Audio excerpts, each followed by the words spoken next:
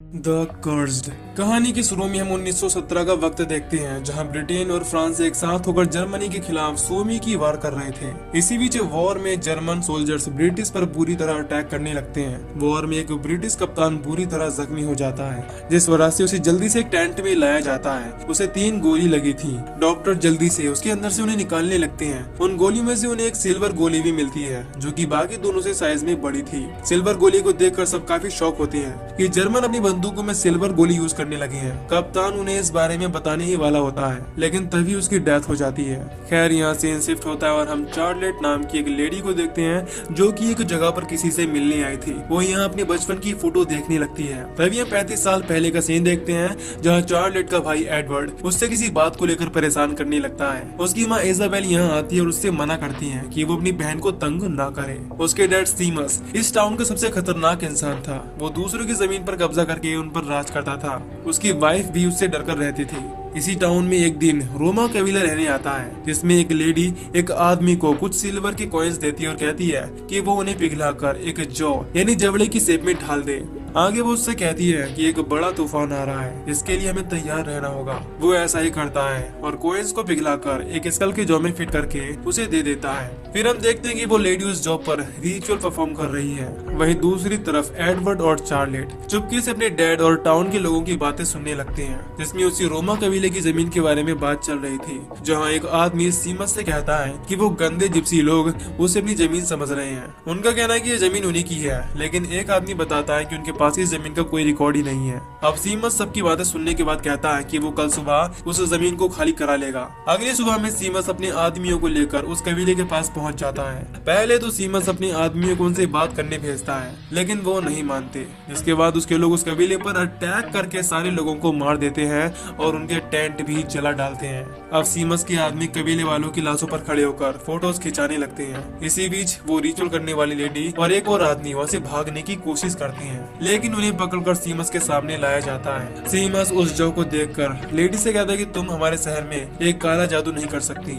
इसके बाद वो अपने लोगों से कहता है कि वो उस लेडी को और इस जौ को एक साथ जमीन में दफन कर दे। अब उसके आदमी लेडी के साथ वाले आदमी के हाथ पैर हटाकर उसे उसी जगह लकड़ी के सहारे लटका देते हैं। फिर वो उस लेडी और उसके जौ को वही जमीन में दफना देते हैं। इसी बीच हम देखते हैं कि वो लेडी दफन होते होते रिचुअल परफॉर्म कर रही है। रात में चार्लेट को इसी जगह का सपना आता है, जिसमें वो लेडी के दफन वाली जमीन को खोदने लगती है। तभी उस लटके हुए आदमी का सर एक डीमन की तरह हो जाता है और चार्लेट डरकर उठ जाती है। दूसरी तरफ हम टाउन के बाहर में एक आदमी जॉन को देखते हैं, जो कि इस टाउन में पहली बार आया है और वो एक पैथोलॉजिस्ट है।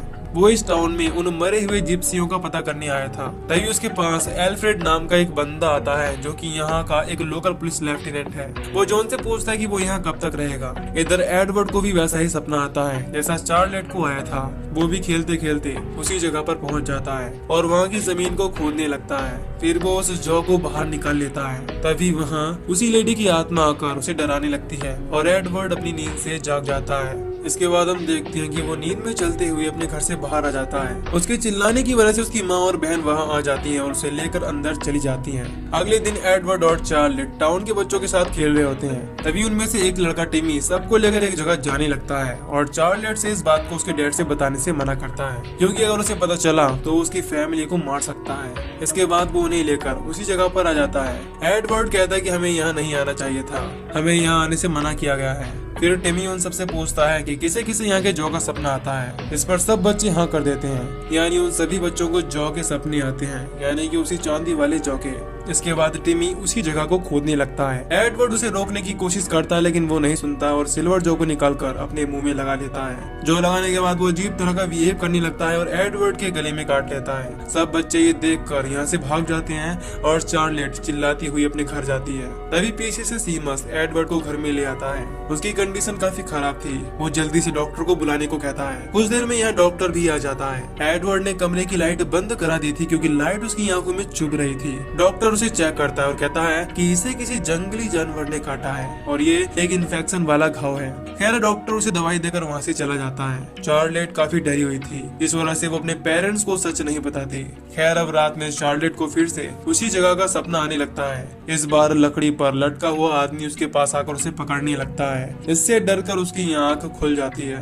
तभी उसे एडवर्ड के चिल्लाने की आवाजें आने लगती हैं। वो उसके कमरे में जाकर देखती है कि उसकी बॉडी पर अजीब तरह के टेंटेकल उसे कवर कर रहे हैं। इस वजह से वो चिल्लाती हुई कमरे से बाहर आ जाती है। उसके चिल्लाने की आवाज से उसके पेरेंट्स वहाँ आ जाते हैं, लेकिन जब वो एडवर्ड के कमरे में आते हैं तो इस वक्त वो वहाँ नहीं होता। इसके बाद सीमस अपने सभी आदमियों को लेकर उसे जंगल में ढूंढने लगता है। पूरा दिन बिताने के बाद भी वो कहीं नहीं मिलता। इसकी वजह से उसकी फैमिली काफी घबराने लगती है। दूसरी तरफ एल्फ्रेड जॉन के पास जाता है और उसे बता देता है कि सीमस का बेटा रात से नहीं मिल रहा और ये मामला जिप्सी लोगों से कनेक्ट लग रहा है। सुबह में चार्लेट अपने सर्वेंट एनेस के साथ चर्च में एडवर्ड के लिए प्रे करने जाती है। वहाँ उसे टिमी मिलता है और उससे एडवर्ड के बारे में पूछने लगता है। असल में उसे याद नहीं था कि उसी ने उसके गले में काटा था।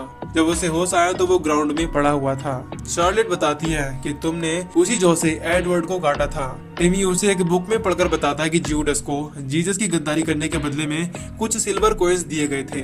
टिमी समझ जाता है कि ये जौ उन्हीं सिल्वर कॉइन्स से बने हैं। इसके बाद वो उस पेज को फाड़कर चार्लेट को दे देता है, जिससे वो किसी तरह उसके काम आ जाए। तभी वहाँ अनेस आ जाती है, जिसे देखकर टिमी वहाँ से भाग जाता है। बाहर आकर उसे जंगल में एडवर्ड दिखाई देता है, जिसके बाद वो उसके पीछे जाने लगता है। काफी अंदर जाने पर वो उसे कहीं नहीं मिलता। तभी वहाँ एक क्रीचर आकर उस पर हमला करने लगता है। टिमी किसी तरह उससे बचकर जंगल की एक झोपड़ी में आकर छिप जाता है, लेकिन वहाँ भी वो क्रीचर आकर उस पर अटैक कर देता है। इधर एल्फ्रेड और जॉन सीमस के घर आ जाते हैं और एडवर्ड के बारे में पूछने लगते हैं। फिर सीमस उन्हें लेकर टिमी की डेड बॉडी के पास आ जाता है। इसे क्रीचर ने बुरी तरह खा लिया था। जॉन उसकी बॉडी देखकर बताता है कि इस पर किसी जंगली जानवर ने अटैक किया है और काटने के निशान कुछ हद तक भेड़िए जैसे हैं। अब एल्फ्रेड कहता है कि वो इस केस में सीमस की मदद नहीं कर सकता और वो वहाँ से जाने को कहता है, लेकिन जॉन कुछ दिन रुकने को कहने लगता है। इसके बाद हम देखते हैं कि टिमी का फ्यूनरल करके उसे दफना दिया जाता है। अगले दिन जॉन अपनी छानबीन शुरू करता है और सबसे पूछताछ करने लगता है। सीमस उसे सब बात बता देता है। इसके बाद वो एडवर्ड के कमरे और बाकी घर को चेक करने लगता है। उसे घर के मेन दरवाजे पर कुछ खून के निशान मिलते हैं। ये देखकर जॉन सीमस से कहता है कि हमें सब खिड़की और दरवाजों पर अच्छे से ढकना होगा। अब रात को जॉन को भी सोते टाइम उसी तरह का सपना आने लगता है जैसा कि उन बच्चों को आता था। वो सपने में देखता है कि वो लेडी जमीन से बाहर निकल रही है और उसे वो जौ देने की कोशिश करती है। तभी उसके सामने उसकी वाइफ और बेटी आ जाती है। अचानक वो लटकता हुआ आदमी उनके पीछे आ जाता है और उन्हें वहाँ से ले जाता है। डर से जॉन की आंख खुल जाती है और वो परेशान होने लगता है। अगले दिन डिनर टेबल पर चार्लेट कुछ परेशान दिखने लगती है। तब सीमस उसे समझाता है और कहता है कि जॉन ने एडवर्ड को ढूंढना शुरू कर दिया है और वो जल्दी उसे ढूंढ लेगा। अब रात में जॉन दरवाजे पर से वो खून का सैंपल ले लेता है और उसकी जांच करने लगता है, लेकिन उसे कुछ समझ नहीं आ रहा था क्योंकि इंसान का खून इस तरह का नहीं होता। इसके बाद वो अपनी उंगली में से खून निकालकर उस खून में डाल देता है। तभी हम देखते हैं कि एडवर्ड के खून ने जॉन की ब्लड सेल्स को खाना शुरू कर दिया है, यानी एडवर्ड का ये खून कोई इंसान का खून नहीं है। इसी बीच जॉन को बाहर से कुछ आवाजें आने लगती हैं। वो दरवाजे से झांक कर देखने लगता है। उसे वहाँ एक क्रीचर दिखाई देता है। ये देखकर वो सीमस से गन लाने को कहता है, लेकिन जब तक वो बाहर उसे देखने जाते तब तक वो वहाँ से जा चुका था। जॉन सीमस से कहता है कि हमें जल्दी से उस क्रीचर को पकड़ना होगा। इसके बाद रात में सीमस मीटिंग रखता है और सबके सामने उस क्रीचर को पकड़ने की बात रखता है। जॉन सभी से अपने अपने घरों को अच्छे से बंद करके सेफ रहने को कहता है। दूसरी तरफ टाउन के 3 लोग किसी काम से अपने खेत की तरफ जाने लगते हैं। तभी वहाँ वो क्रीचर आकर पहले तो दोनों आदमियों को मार देता है और बाद में वो एक लड़की एनी के पीछे पड़ जाता है। अब क्रीचर उसे भी काटकर बुरी तरह जख्मी कर देता है। इसके बाद वो क्रीचर से किसी तरह बचकर टाउन में आकर लोगों को उसके बारे में बताने लगती है। इस बात की खबर सीमस और जॉन को भी मिल जाती है। इसके बाद वो भी उस खेत पर आकर चेक करने लगते हैं। उन्हें वहाँ दोनों आदमियों की डेड बॉडी नहीं मिलती। इसका मतलब था कि क्रीचर ने उन्हें खा लिया होगा। जॉन को एनी के बारे में पता चलता है। इस पर वो उससे बात करने को कहता है। अगली सीन में जॉन सीमस के साथ एनी के घर जाता है, लेकिन उनके आने से पहले वो यहाँ से भाग चुके थे और विंडो के पास कुछ खून भी लगा हुआ था। ये देखकर जॉन सीमस से कहता है कि वो सब लोगों को चर्च में भेज दे और दरवाजा अच्छे से बंद करवा दे। दूसरी तरफ हम एनी को जंगल में देखते हैं, जिसकी हालत काफी खराब थी। इसी बीच उसके अंदर से भी टेंटेकल निकलकर उसे कवर करने लगते हैं और बाद में वो पानी में चली जाती है। इधर सीमस टाउन के सब लोगों को चर्च में लाने लगता है। रात में जॉन और इजाबेल आपस में बात करते हैं। इसी बीच हमें पता चलता है कि काफी टाइम पहले जॉन के गांव में भेड़िए जैसे क्रीचर ने अटैक कर दिया था। इसमें उसकी बेटी और वाइफ मारी गई, लेकिन उस वक्त वो अपने गांव से बाहर था। फिर बाद में पता चला कि उसके गांव को जिप्सी लोगों ने श्राप दिया था। हादसे के कुछ टाइम बाद वहाँ कुछ जिप्सी लोग आए और उन्होंने कहा कि अब उनका श्राप पूरा हो गया है इस वजह से जॉन उन जिप्सी वाले कबीलों को ढूंढ रहा था। इजाबेल भी बताने लगती है कि हमारे टाउन में आए हुए जिप्सी भी उस जमीन को अपना कह रहे थे। वो उसे बात बता रही होती है कि तभी यहाँ सीमस आ जाता है और उसे रोक देता है। इसके बाद वो जॉन से कहते हैं कि श्राप की बातें छोड़ो और हमारी मदद करनी है तो करो। इस बार जॉन कहते हैं कि वो क्रीचर को पकड़ने के लिए कल जाल लगा देगा। अगले दिन जॉन उसी झोपड़ी के पास जाल बिछा देता है और वहीं छिप कर उसका वेट करने लगता है। तभी उसे यहाँ नींद आ जाती है और उसे सपने में एनी दिखती है जो कि एक क्रीचर की तरह दिखाई दे रही थी। तभी अचानक उसकी आँख खुल जाती है। वो देखता है कि वो क्रीचर वहाँ आ गया है और वो उस पर अटैक करने लगता है। फिर जॉन किसी तरह से उसे अपने बिछाए हुए जाल में फेंक देता है और बाद में उसे शूट करके मार देता है। इसके बाद वो उस बॉडी को लेकर सीमस के पास पहुंच जाता है और उसका पेट फाड़ने लगता है। तभी उसके पेट में से एनी बाहर निकलने लगती है, लेकिन वो अभी ठीक नहीं होती। खैर यहाँ एनी के फादर भी होते हैं और उसकी ऐसी कंडीशन को देखकर उसे शूट करके मार देते हैं। सीमस ये देखकर घबराने लगता है और सोचता है कि उसके बेटे के साथ भी ऐसा ही हुआ होगा। वो इस बारे में जॉन से कहता है कि वो इजाबेल को ये सब ना बताए। इस बात पर जॉन उससे कहता है कि पहले तुम बताओ कि तुम सबसे क्या छिपा रहे हो। आगे वो पूछने लगता है कि वो औरत कौन थी जिसे दफनाया गया था। उसी ने ये श्राप दिया है और ये श्राप एडवर्ड से स्टार्ट हुआ है। यह सुनकर सीमस कहता है कि ये सब मेरी वजह से हुआ है और अब मैं ही इस श्राप को खत्म करूंगा। अगले दिन वो अपने आदमियों को लेकर क्रीचर को ढूंढने चला जाता है। इधर घर पर जॉन चार्लेट से उसी दिन के बारे में पूछने लगता है। इस पर वो उसे उसी पेज को दे देती है जो कि उसे टिमी ने दिया था। वो उसे सिल्वर वाले जौ के बारे में बता देती है जो कि टिमी ने चर्च में छिपा कर रखा है। इसके बाद वो चार्लेट को लेकर चर्च में आ जाता है और चार्लेट उसे वो जौ लाकर दे देती है। जॉन उस जौ को देखकर समझ जाता है कि उस औरत ने ही श्राप दिया था कि जो भी जौ को पहनकर किसी को काटेगा वो एक क्रीचर में बदल जाएगा। अब जॉन को पता चल जाता है कि इस श्राप को मिटाने का राज भी इसी जौ में है। वो एक आदमी से कहते हैं कि हमें एक लोहार की जरूरत पड़ेगी। दूसरी तरफ एनेस घर के बाहर कपड़े लेने जाती है। तभी वहाँ एक क्रीचर आ जाता है और उसे काट कर बुरी तरह घायल कर देता है। वो किसी तरह बचकर घर में आ जाती है और अपने घावों को धोने लगती है। इस बारे में वो किसी को नहीं बताती और सबके साथ नॉर्मल बिहेव करने लगती है। इधर जॉन एक लोहार की मदद से उसे सिल्वर वाले जौ को पिघलाकर 4 सिल्वर बुलेट्स बना लेता है और इस जैसी बुलेट्स हमने मूवी की शुरू में भी देखी थी जो कि कप्तान को लगी थी। शाम के टाइम सीमस वापस आ जाता है और उसे वो क्रीचर नहीं मिलता।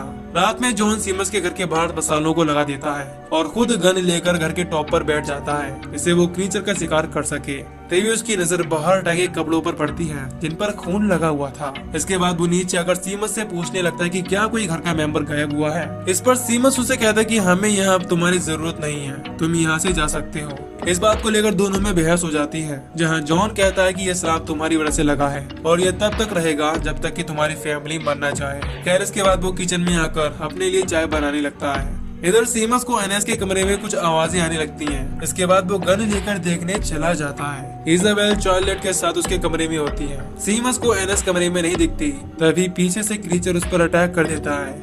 ये क्रीचर और कोई नहीं बल्कि एनेस ही थी। इसी बीच उसके हाथ से कैंडल नीचे गिर जाती है और कमरे में आग लगने लगती है। इजाबेल जॉन के पास आती है और सीमस के बारे में पूछने लगती है कि क्या उसने उसे देखा है। तभी ऊपर के कमरे में सीमस उस क्रीचर को शूट कर देता है। जॉन गोली की आवाज सुनकर एनेस वाले कमरे में जाने लगता है, लेकिन आग हर तरफ फैल चुकी थी। इसके बाद वो नीचे जाता है जहाँ इजाबेल उसे बताती है कि अभी सीमस घर से बाहर की तरफ गया है। अब जॉन उसे कहता है कि वो चार्लेट को लेकर जल्दी से चर्च में चली जाए और वो सीमस को देखने जा रहा है। इजाबेल चार्लेट को लेने उसके कमरे में जाती है। इधर जॉन सीमस के पीछे एक जगह आ जाता है जहाँ सीमस ने खुद पर कैरोसिन डाल रखा था क्योंकि वो क्रीचर के हमले में इन्फेक्टेड हो गया था और वो जानता था कि वो भी एक क्रीचर में बदल जाएगा। इस वजह से वो खुद को आग लगाने लगता है। वो जॉन से कहता है कि मैंने एनेस को गोली मार दी क्योंकि वो एक क्रीचर थी और उसने मुझे काट लिया है। इसके बाद वो खुद को आग लगा लेता है। वो जॉन को ये भी बता देता है कि उसे भी दफनाई हुई जगह के सपने आते थे।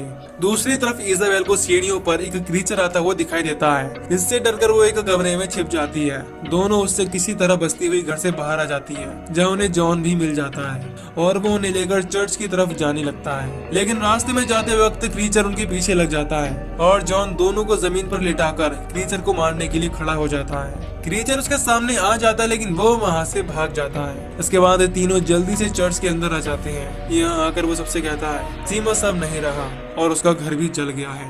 एक आदमी उससे बहस करने लगता है कि वो यानी जॉन अभी तक जिंदा कैसे है। तब वो बताता है कि उसके पास सिल्वर बुलेट्स हैं जिनसे वो क्रीचर डरते हैं। वो आगे कहता है कि हमें सुबह होने का इंतजार करना होगा और तब तक यहाँ आर्मी भी आ जाएगी जिसके बाद हम उनका शिकार भी कर लेंगे।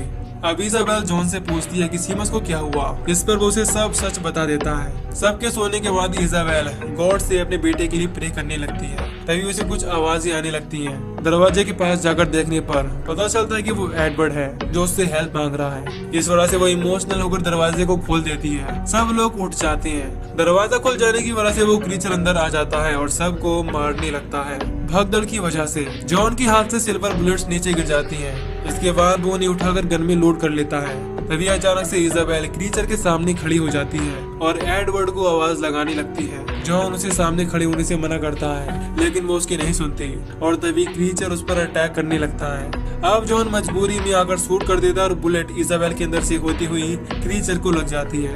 एडवर्ड अब अपने इंसानी रूप में वापस आ गया था। इजाबेल एडवर्ड को गले लगाकर मर जाती है, लेकिन एडवर्ड ठीक था। वो अपनी मॉम को देखकर रोने लगता है। इसी सीन के साथ हम देखते हैं कि मूवी के शुरू में जो कप्तान दिखाया गया था वो एडवर्ड ही था, जो कि आगे चलकर फौज में शामिल हो गया। मूवी के आखिर में चार्लेट जॉन को बाकी के 3 सिल्वर बुलेट देती है। जॉन उन दोनों से कहता है कि आगे वो उसी के साथ रहेंगे। प्रेजेंट टाइम में हम देखते हैं कि चार्लेट अब जॉन से मिलने आई थी। जॉन अब काफी बूढ़ा हो चुका था। चार्लेट यहाँ एडवर्ड वाली बुलेट देने आई थी, जिसकी वजह से कप्तान एडवर्ड की मौत हुई थी और ये वही बुलेट थी जो जॉन ने एडवर्ड को मारी थी। लेकिन सवाल ये उठता है कि एडवर्ड अब क्यों मरा, जबकि उसे गोली बहुत सालों पहले लग चुकी थी। इसके 2 कारण हो सकते हैं। पहला ये है कि एडवर्ड अब एक नॉर्मल इंसान था, सिर्फ उसी गोली की वजह से जो उसके अंदर पहले से थी, यानी कि वो सिल्वर बुलेट। लेकिन जब उसे लड़ाई में गोलियां लगी तो वो नॉर्मल गोलियां थी और एडवर्ड भी ये नॉर्मल ही था, इससे वो मारा गया। दूसरा ये हो सकता है कि वो इसीलिए मारा गया क्योंकि नॉर्मल बुलेट के अलावा उसके अंदर से सिल्वर बुलेट निकाल दी गई थी, जो कि उन्हें नहीं निकालनी चाहिए थी, जिस वजह से एडवर्ड मारा गया। खैर, अब वो चारों बुलेट एक साथ होती हैं और इसी सीन के साथ ये मूवी यहीं पर खत्म हो जाती है। अगर आपको मूवी अच्छी लगी है तो प्लीज चैनल को सब्सक्राइब जरूर करिएगा।